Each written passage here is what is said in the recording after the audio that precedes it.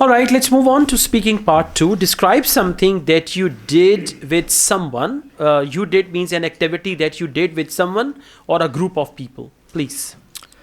So it was a time back then when I was in college. I used to had a lot of friends, and we pranked each other a lot and spent and had a quality time together. One day I decided to prank one of my best friends along with my other friends. During the break, he went outside for a while, I think in the cafeteria, and when he came back, we were holding our positions, and as soon as he stepped in the class, I jumped over him and covered him with the jacket, and all my friends started to hit him. And after I removed the jacket, I thought he wasn't feeling very well. He wasn't feeling very well. I regretted that decision, and I even apologized him. And that decision will haunt me forever.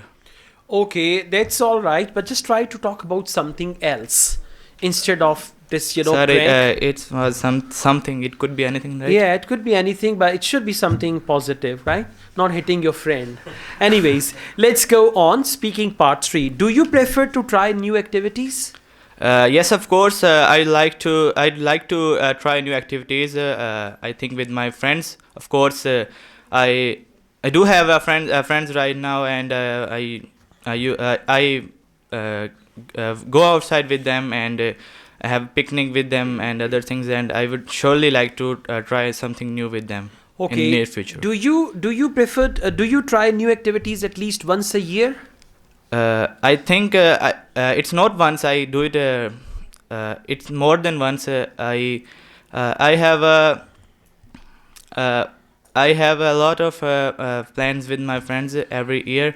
We go to new places and discover new things. We have a Changamanga Forest next to our city, and every month we go there. Thank you so much. So stick to the main topic. Overall, it's fine. For part two, select something which is decent, because they're going to monitor you closely. So you should talk about something which is fine. Okay. Sir, it was reading something, so I. All right, no problem. Thank you.